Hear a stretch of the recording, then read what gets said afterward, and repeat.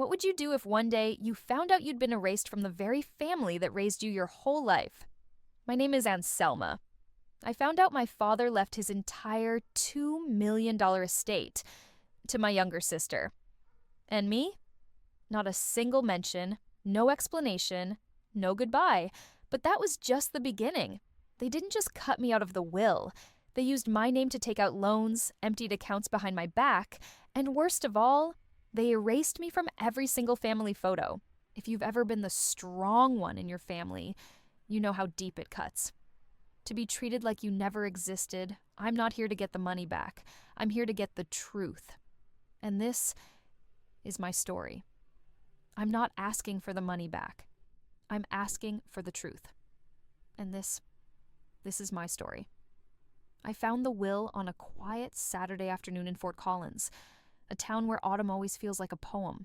The trees were blazing gold, dropping their leaves slowly onto the wooden porch, and my parents' house still smelled like old candles and cinnamon, sweet and familiar like a memory. I used to love that place. I used to think it was home. I had stopped by to help Dad sort through the yearly pile of paperwork like I did every fall, part duty, part tradition. The kitchen was its usual mess, wooden table cluttered with bills, warranties, bank pamphlets, even junk mail. I didn't think much of it as I started organizing the stacks, until my eyes landed on a bold title, Last Will and Testament. At first I thought it was an old copy, maybe a draft. Wills aren't the kind of thing you toss in with pizza menus or gas bills. My hand trembled a little. I opened it. No plan, no warning, just a sudden pull in my chest I couldn't ignore. The first 3 lines took my breath away. Everything, the house, the savings, the car, the entire estate, was left to Vera, my little sister. There wasn't a single mention of me, not one. I flipped through the pages, heart pounding like a drum, hoping maybe a typo, maybe some pages stuck together. But no, just one line near the end. We leave our estate with equal love to both our daughters. Equal? I let out a quiet, bitter laugh. Equal love. Is that what it's called? When you can't even be bothered to leave a thank you after all the years I carried this family? When Dad couldn't work because of his back, who paid the mortgage for those months? When Mom had surgery, who did the groceries, the meds, the caretaking? Who called every night, walking them through how to pay bills online? Who, if not the daughter they forgot, in the one document that decides everything? When Dad walked into the room with a mug of tea and asked, "Find the tax forms yet?" I just smiled. A thin, strained smile that made my face ache. I couldn't say it. Not then. I didn't want to. Some weak part of me still wanted to believe it was a mistake, a slip, a misunderstanding that would all be cleared up tomorrow. But tomorrow came with a second wound. I was at the office, reviewing a client's retirement plan, when my phone rang. It was Mom. Her voice was soft, even a little guilty. "Sweetheart, your father and I are in a bit of a bind this month. Would you mind sending us $500 just to help with the electric bill and a few odds and ends?" I didn't hesitate long. I was still that daughter, the responsible one. A few taps on my banking app and the money was sent. Mom had borrowed before. I always helped. I thought, that's what children do, right? But that night, while half watching Netflix and scrolling Instagram, I saw Vera's post. She was at La Mer, a luxury spa near Boulder. White robe, wine glass in hand, candlelight, essential oils. Caption, "Self-care is the best care. Pre-holiday reset." My stomach twisted. I scrolled further. Sushi, champagne, Jo Malone candles. So that's what the electric bill turned into. A wellness retreat for my sister. And that money was mine. At first, I wanted to give them the benefit of the doubt. Maybe just coincidence. Maybe Vera used her own savings. But deep down I knew this wasn't the first time. And it wasn't just that they forgot me. They were using me. The silence that night wasn't anger. It was the quiet clarity that I had never really been seen. I was the reliable one. The backup plan. The bank. The 24/7 caregiver who didn't come with a bill. I went home, opened a drawer, and pulled out an old photo frame. A picture of me and Vera in matching dresses from childhood. I used to think that photo was cute, but now my eyes fixed on a tiny crack in the corner of the glass. A fracture I meant to fix but forgot. just like the way my family meant to love me, but forgot. 3 days passed. I worked, replied to emails, even joked with coworkers, but inside, I was unraveling. Every time I closed my eyes, I heard the line again. We leave our estate with equal love to both our daughters. If that's love, then I don't want to call it that. I used to think being strong and independent was something to be proud of, but maybe, just maybe, it was that very strength that made them count me out of everything that mattered in their hearts. After the day I discovered the will, and that evening when I saw Vera getting a luxurious facial at the spa, with money my mother once called for the electric bill, something in me began to shift. It wasn't a dramatic change, not the kind where you chop off your hair, move out, or cut off your entire family overnight. It was quieter, a change from within, where I began to observe, to remember, to write things down. I started noticing. They no longer asked for my opinion. They simply informed me, as if what I had, what I earned, naturally belonged to them, like I was some sort of resource they could tap into whenever. And a few weeks later, that silent shift turned into a full-blown storm. One rainy, cold Wednesday afternoon, as I sat on the edge of my bed holding a mug of cold tea, my father called. His voice was flat, like reading a rehearsed script. About the will you saw last week. It's not as simple as you think. Your mom and I, we believe Vera needs it more. I said nothing. I listened. You've always been strong, independent. She's more fragile. She needs support. The same script, one I knew by heart. I'm the strong one. Vera is the one who needs help. And therefore, I'm expected to stay silent, to sacrifice. I asked, my voice low and almost cold. So that's why you erased me from everything? My father replied, You know we love you. I smiled, but it was a soundless smile. The kind that cracks inside your chest? I didn't argue. I didn't scream. But I started looking back. I went through old family photos. Plenty of them included me. But then I noticed something strange. In so many of the public posts, I had been cropped out, literally cut from the frame, erased from the shared narrative. Not emotionally, physically, specifically, intentionally. That old picture of the three of us, Dad, Vera, and me, taken at Estes Park. On Instagram, Vera posted the version with just 2 people. I was cut out, just like that. The erasure didn't start with a will. It continued with every little action, edited photos, retold stories where it's only Vera and the family, and I'm just a shadow outside the frame. It was like they were rewriting me, but the worst hadn't even started. 2 weeks later, while reviewing my bank accounts, I got a withdrawal notification. $2,500 taken from an old joint account I had once opened with my mother, back when she had heart surgery and was struggling with medical bills. I had forgotten that account even existed.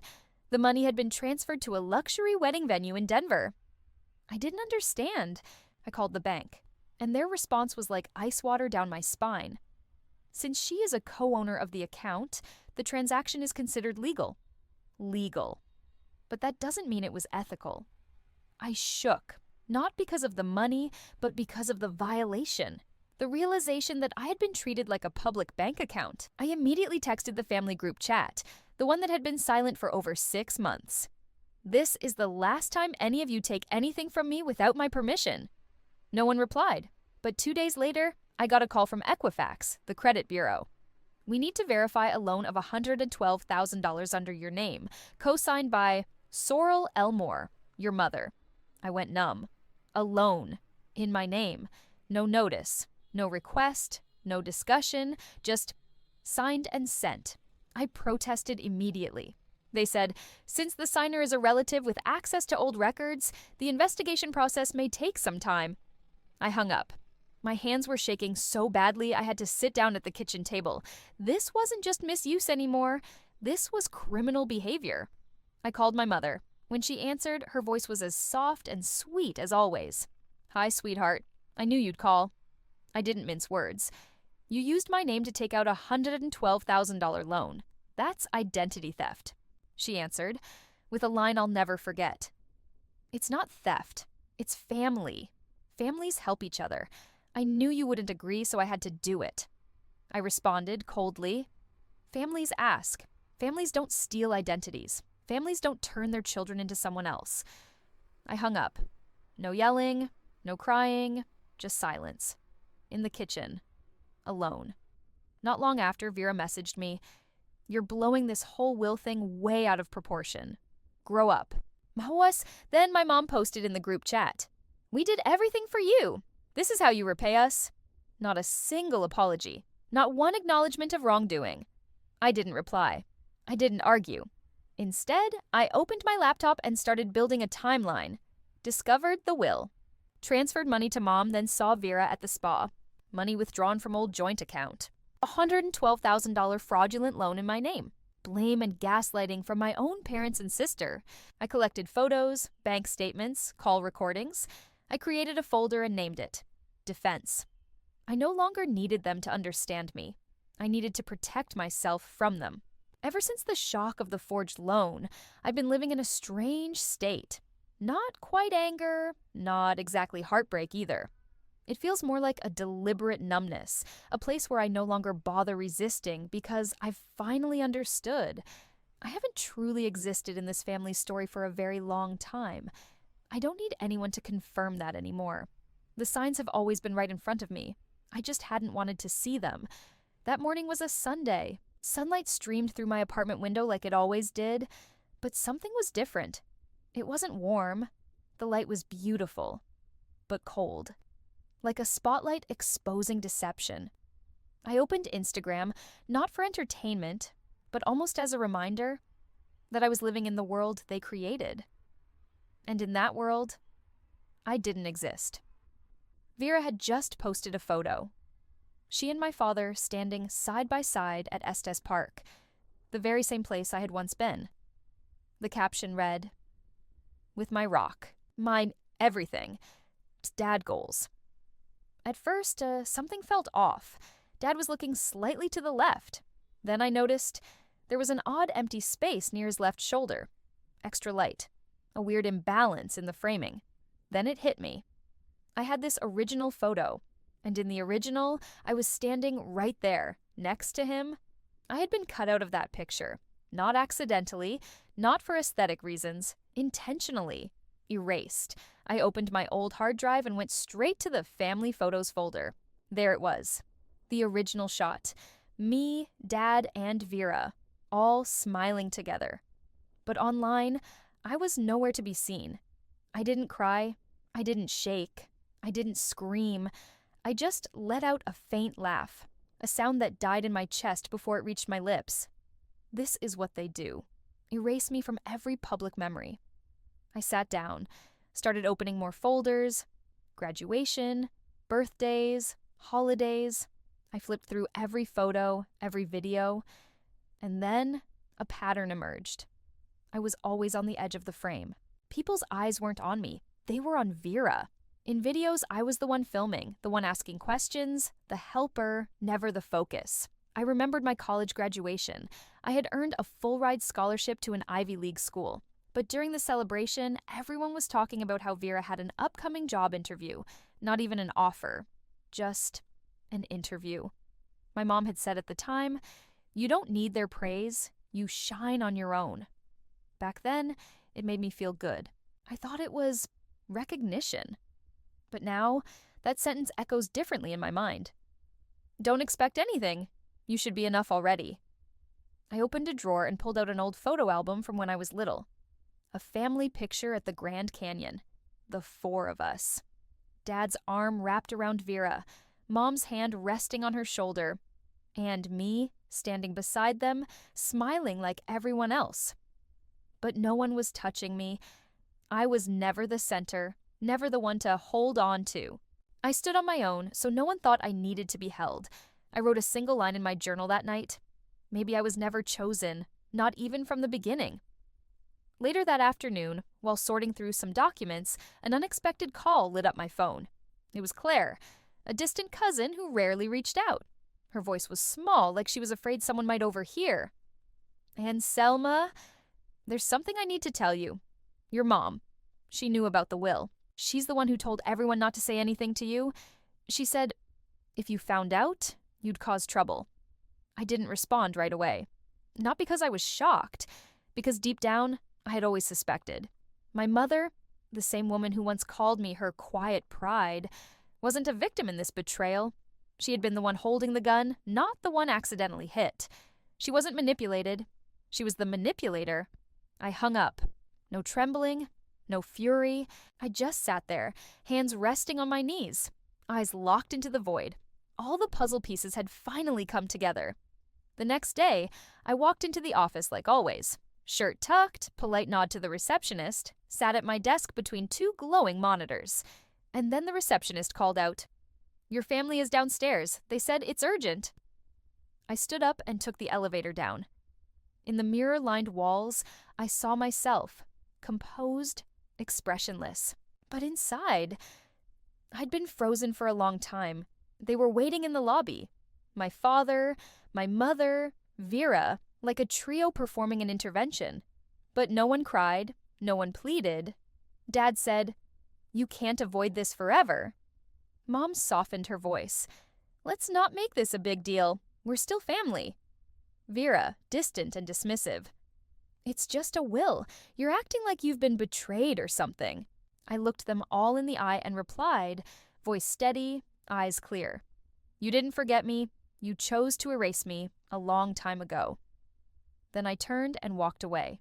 No breakdown, no collapse, because the truth is, I was already shattered long before they arrived.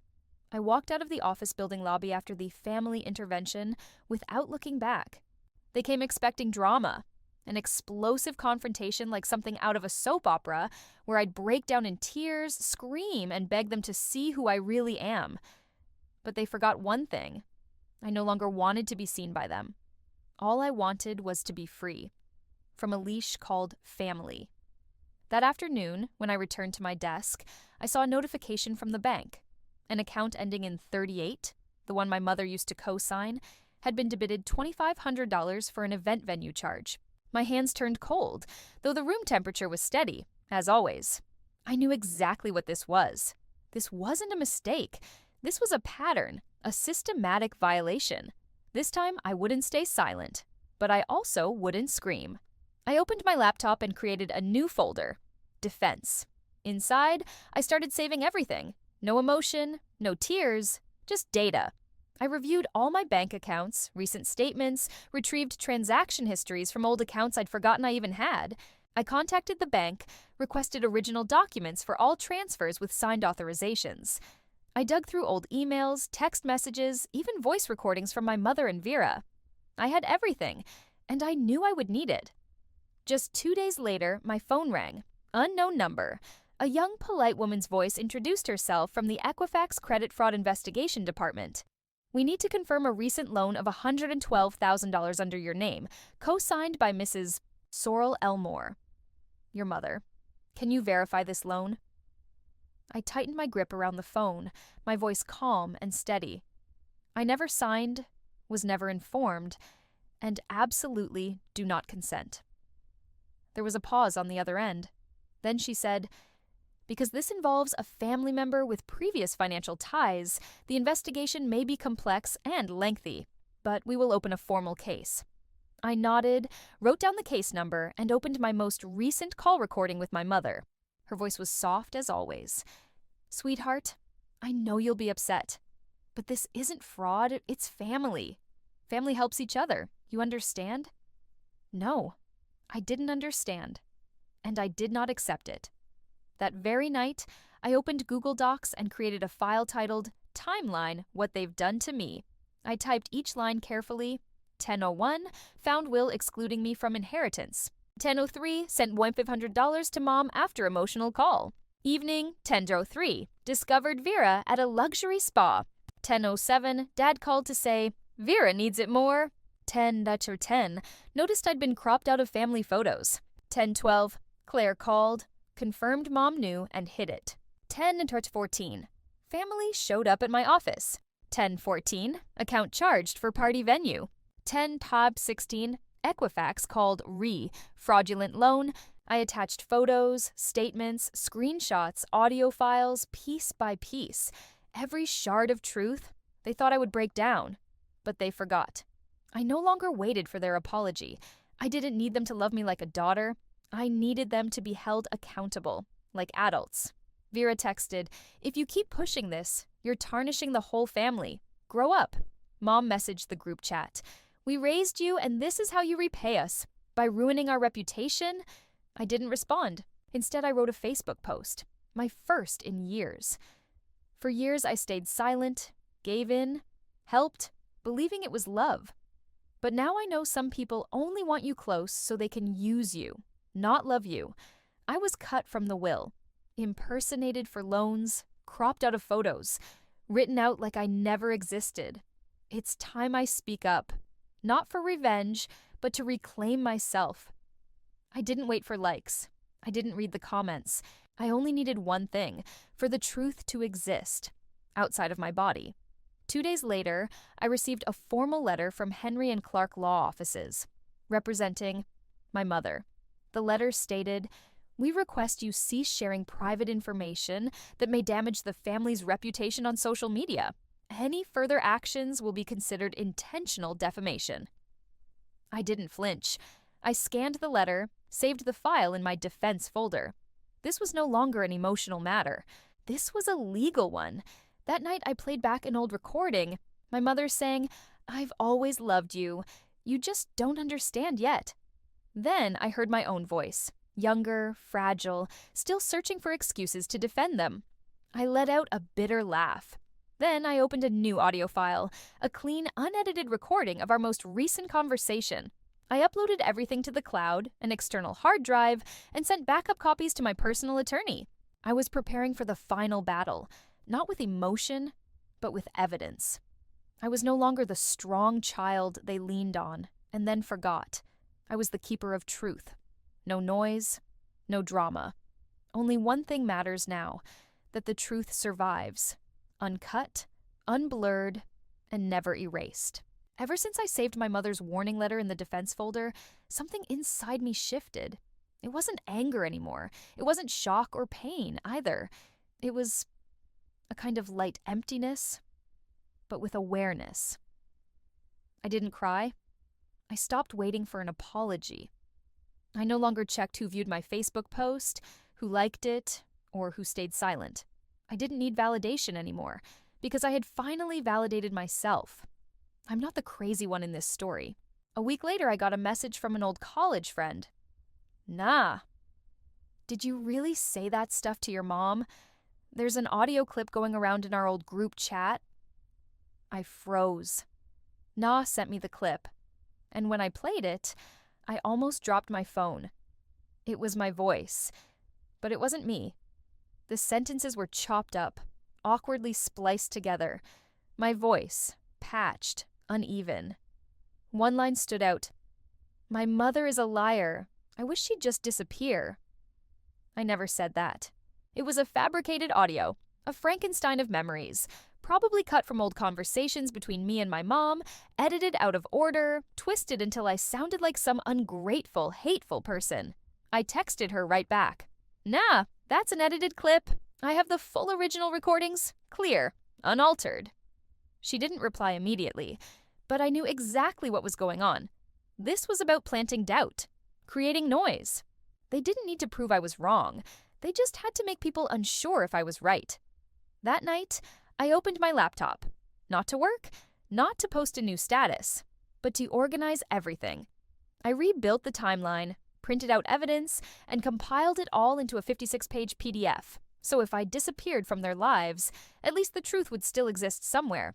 I sent a copy to my lawyer. Then I shut down my computer, looked out the window. Snow was falling, soft, silent, so white nothing else could cut through it.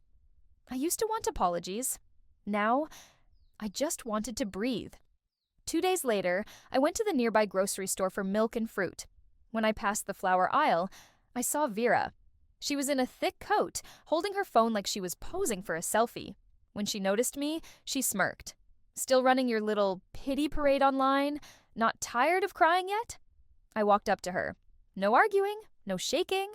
I looked her straight in the eye and said slowly, "You can keep the will. But I have the truth, and I'm about to make it public." She froze. Her gaze shifted, like someone had just pulled down the thin veil over her face. I didn't need to say anything else. I walked into the store, bought the milk, paid with my own money, and stepped back out into the cold without feeling cold. 2 mornings later, while making coffee, I saw an email from Thorne, the family lawyer. Subject: regarding Mr. Elmore's will, documents for verification. I opened the attachment, a scan of the original will, with my name on it, dividing 1/3 of the estate to me, 1/3 to Vera, and the rest to an animal charity. The new version, the one I had seen, had a different signature, different ink, the wrong date stamp, and was written while my father was hospitalized with acute pneumonia, delirious, unable to even sign his own name. I typed a message to my personal attorney. "Please open a legal investigation file. I have sufficient evidence of will forgery." There was nothing more to say. The truth was heavy enough. 3 weeks later, I received the case summary. The new will was temporarily suspended. My mother, Sorrel Elmore, refused to testify. Vera did not respond to the inquiry board. Thorne submitted a full petition for investigation. No one apologized. No one came back to say, "We were wrong." But no one made excuses anymore. No one tried to rewrite the story to erase me. That night, I opened my old blog, the one where I used to write my thoughts as a college student, dreaming of justice and sincerity. I published a new post, no title, no hashtags, no requests for likes, just one opening line. One day, you'll realize silence isn't a flaw. It's a form of power. When you stop waiting to be seen, you finally begin to see yourself. And I moved on. Not in glory, not with blazing success, but with peace. I showed up to work on time, drank coffee at the same old cafe, opened my windows in the early mornings. I received a handwritten letter from Claire. "You didn't deserve to be treated that way. I'm sorry." I didn't reply, but I kept the letter, not for forgiveness, but as acknowledgement that finally someone saw me. I didn't end this journey in triumph. I ended it in clarity, no longer labeled the strong one, no longer the silent giver. I was the one who stood up at the very end and said, "I was once forgotten, but I never forgot myself."